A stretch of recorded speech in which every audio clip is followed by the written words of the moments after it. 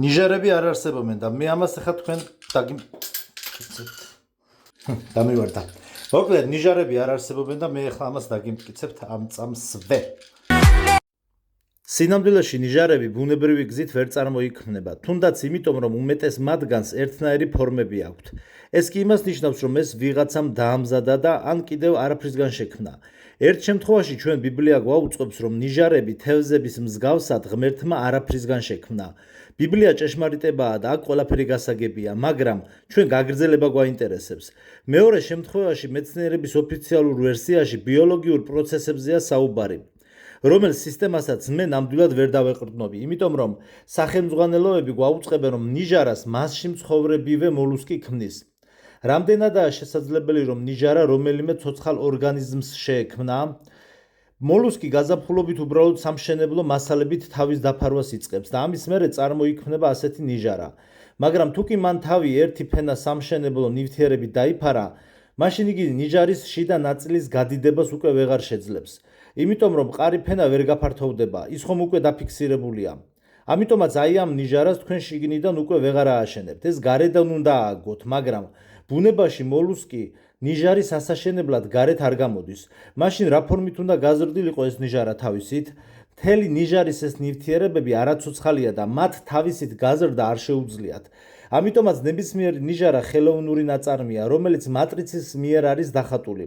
აი მოლუსკი კი შიგნით სპეციალურად არის ჩასმული, რათა არსებობდეს მტკიცებულება, რომ თითქოს და ამ ნიჟარას იგი აკეთებს, მაგრამ სინამდვილეში ნიჟარის დამზადება ბიოლოგიური პროცესებით შეუძლებელია.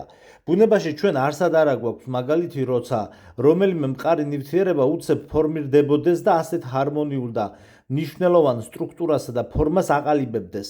ნივთიერება ასე თავისით ვერ აშენდება და ვერ მიიღებს რაიმე ფორმას, იმის გამო რომ იგი ცოცხალი არ არის.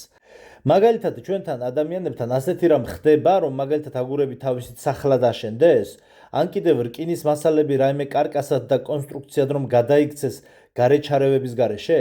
ამიტომაც მოლუსკებს ამისი გაკეთება ლოგიკურადაც კი არ შეუძლიათ, არათუ პრაქტიკულად.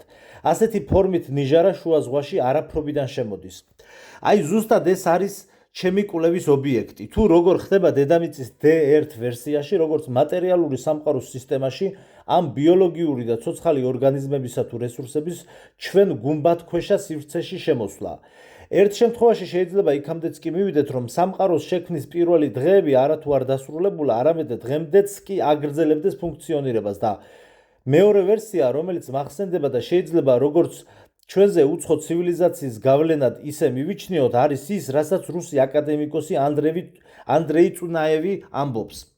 დედამიწაზე რესურსები ზღვის დონიდან 10 კილომეტრის სიმაღლეზე მატერიალიზდებაო, ანუ ციდან ცვივაო. ეს დედამიწის D2 ვერსიაში შევა. აი ამ წინადადებაზე კი ალბათ გაგახსენდათ გეოგრაფიის გაკვეთილებში მოყოლილი ამბები თევზების ბაყაყებისა და კიბორჩხალების ანომალიური წვიმების შესახებ, რომელიც არაერთხელ დაფიქსირებულა, მაგრამ როგორც ყოველთვის აქაც სცენაზე მეცნიერება გამოდის და ამ ჩამოცვენილი ზღვის პროდუქტების წარმომავლობის არგუმენტად ერთ დიდ სისულელეს ახეთქებს. თითქოს და ძლიერმა ქარმა რამდენიმე ასეული კილომეტრის დაშორებით ოკეანეებიდან თევზები ამოხაპა და სხვა ლოკაციაზე წვიმად მოავლინა ხმელეთზეო. უგუნურობის მასშტაბებს ხვდებით და ამათი უნდა გვჯეროდეს? ასე რომ დედამიწის D3 ვერსიაში ეს ნიჟარები მატრიცაში იხატება და ეს უფროა რეალობასთან ახლოს, ვიდრე თევზების წვიმა ღრუბლებიდან. ასევე არსებობს მდინარის ნიჟარები. ისინი ბრტყელებია და იქ რაღაცა მოლუსკი ცხოვრობს, რომელმაც თითქოს და ეს ნიჟარა შექმნა, მაგრამ მოლუსკს ამ ნიჟარის შექმნა არანაირ და არსეთ ვარიანტში არ შეუძლია. მას ამისათვის არანაირი სახის ხელსაწყო არ გააჩნია.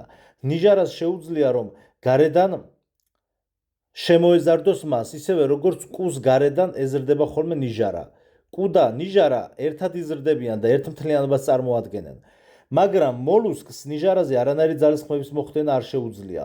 იმიტომ რომ მოლუსკს ხელებიც კი არ გააჩნია იმისათვის, რომ სხეულის რაიმე დამატებითი ნაწილი მიერთოს და მით უმეტეს რომ ეს ნივთიერება მყარი იყოს და არ იშლებოდეს და მას იცავდეს და იფარავდეს. ძირითად შემთხვევაში ნიჟარებს ჩვენ დახურულ მდგომარეობაში ვხვდებით ხოლმე, რომლის გახსნაც შეუძლებელია. მთელი ეს ქათმის კვერცხები, რომლებიც მყარი ნივთიერებებისგან შედგებიან და გარკვეულ ოვალურ ფორმებს იღებენ და ნიჟარები, რომლებიც მჭიდროდ არიან დახურულები და თითქოს და ორივე მათგანის წიაღში გარკვეული ცოცხალი არსებები არიან, აი ზუსტად ესენი მეტყველებენ იმაზე, რომ სამყარო წარმოადგენს დახატულ სურათს. იმიტომ რომ არ არსებობს ლოგიკური საშუალებები, რომლითაც ამ ნაჭუჭებს ბიოლოგიური მექანიზმებით ააგებ. და ბოლოს, ჩაკეტილ ნიჟარაში ეს მოლუსკი, რომელსაც ორგანიზმის შიგნითაც კი არაფერი არ გააჩნია, დგება და აშენებს ამ ნიჟარებს. ეს უბრალოდ წარმოუდგენელი და არარსებულია. ჩემი პირადი აზრით ეს გახლავთ ჩვეულებრივი 3D პრინტერზე დაბეჭდილი სათამაშოები.